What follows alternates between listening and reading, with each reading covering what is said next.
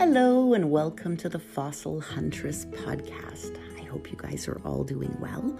Earlier this week I was chatting with a friend about a beautiful beach site, so I thought we would head there today. So we're going to go down and explore a beautiful marine outcrop, late Oligocene, in the Souk Formation at Muir Creek. So wherever you are in the world, fly with me to North America, and then up to Canada to her far west coast, and then we'll do a little skip across a sliver of the Pacific to Vancouver Island and go south to the far southern tip where it joins and overlooks the Strait of Juan Fuca.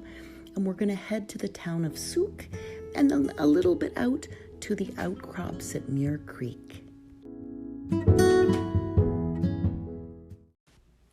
The Souk Formation outcrops at several coastal localities along the southwest coast of Vancouver Island. So the one we're visiting today is the most well-known, and it's just to the west of Muir Creek where it flows into the Strait of Juan Fuca. So the formation has wonderful marine fossils. They're relatively recent. And we see gastropods and bivalves, so snails and clams, spicula, talina, solin, mytalus, so mussels. We see little barnacle plates, balanus, some rare coral and echinoid sand dollars, some lovely mammal finds, and some fossil birds. So this site really has it all. And we've known about this particular site and the outcrops since the 1890s. So I didn't learn about them for many years later, 100 years later, when I went there on a field trip with the Vancouver Paleontological Society. And I believe we were hosted by the Victoria group, the Victoria Paleo Society. So it's a wonderful place to explore. And we see fossil assemblages here that we recognize. So the species you see here, you still see living in the Strait of Juan Fuca today. So it's relatively recent and they're very recognizable. And we see a lovely intertidal and near-shore community embedded in these rocks. So the subtidal moon snails and surf clams and all of the folks that you might expect living close to the water and in the Strait of Juan Fuca today.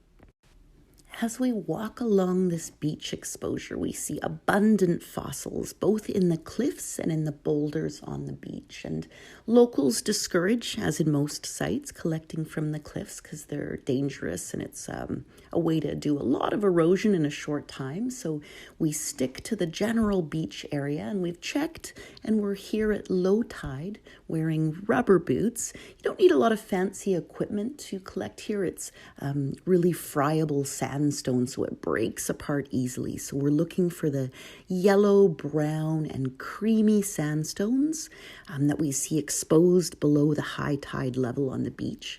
Some folks have probably come before you and collected a little bit, and the tide has come in to wash through the materials. So often we let the tide do the heavy lifting, and then you can just pick up the specimens. A lot of their lovely shell materials intact, so a very crispy, creamy white shell embedded in that yellow-brown sandstone. So as well as the marine material, we sometimes find some plant material here. And this area, as late Oligocene, is sort of roughly 20 to 25 million years old. So it's pretty young as things go. And this is an interesting time in our history of the world. So we're seeing lots of new grasses around the globe, and we see some here embedded. We also see the first elephants in trunks around the globe. So the Oligocene was a very interesting time in terms of what was happening on our planet. And it's nice to be able to sort of capture a little snippet of what would have been a marine community living close to shore 20 to 25 million years ago. Back in 2015, a family was out strolling along the exposures here of the Souk Formation, and they were looking for fossil molluscs, so little shells and gastropods, but they stumbled across some bones of a winged, propelled, flightless diving bird. So this would have been a little fellow who was about the size of a duck and looked much like a penguin in terms of body style and plan. And lucky for them, so they didn't know it was a bird bone at the time, but they took the find to the Royal BC Museum, and it made its way into the hands of Gary Kaiser. I haven't seen Gary in a long, long time, and if you're listening, hello you. So Gary had worked as a biologist for Environment Canada and the Nature Conservatory of Canada, and then after retirement, he turned his eye from extant living birds to their fossil lineage, and found a rekindled passion in birds, but birds embedded in stone.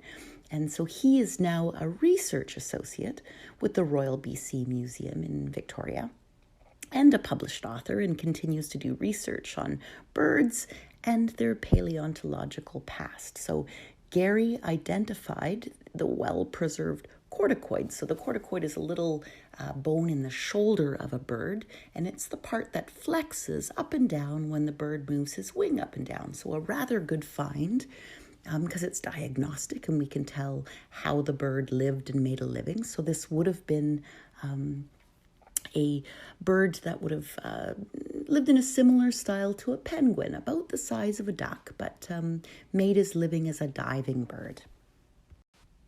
So once Gary had a chance to prep those bones out a little bit further, he realized what he was holding in his hand was a coracoid bone in a first example from Canada of a Plotopteridae, so an extinct family that lived in the Pacific Northwest from the late Eocene to the early Miocene.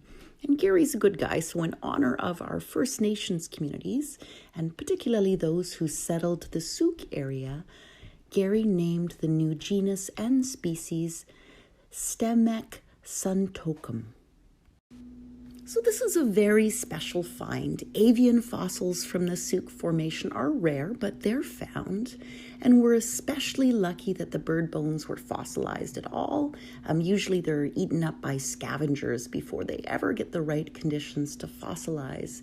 And then a family recognized them for what they are, that they were fossil bone, and then further took them to the RBCM. So we're doubly lucky that all of those events happened and that it was a coracoid bone, so that wee bone from the shoulder that tells us how this bird moved and lived. So we know he's a water bird, and I picture him waddling a bit like a duck, flapping his wings up and down, getting ready to hop to the edge of the ocean and dive into those waters, and likely expertly porpoising, so jumping out of the sea and zigzagging through the ocean to avoid predators. So he probably did some, if not all, of those things, and we can picture how he lived 20 to 25 million years ago.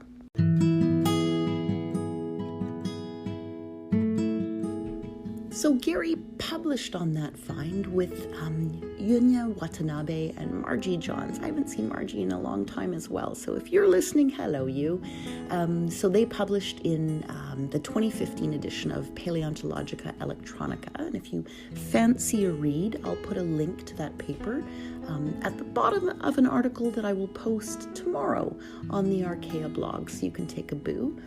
And if you are heading to Muir Creek, from the town of Souk, so just west of Victoria, you want to follow Highway 14 for about 14 kilometers, and just past the spot where the highway crosses Muir Creek, you'll see a gravel parking area on your left. So you'll pull in and park here.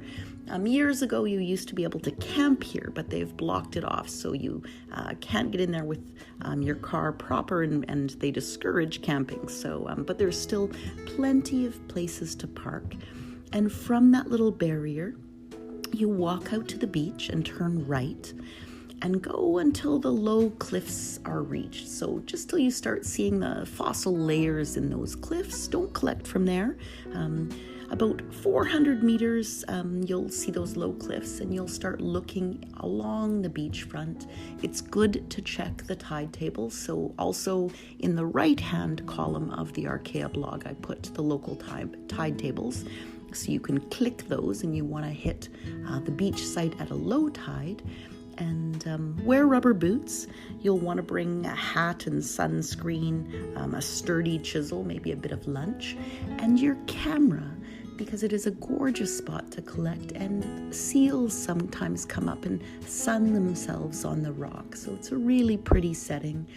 It's appropriate for families. You can bring your kids if you have them, because it's a safe place to collect. And if you do go, post me some photos, because I'd love to see your trip. And I'll talk to you soon. Take care. Bye-bye now.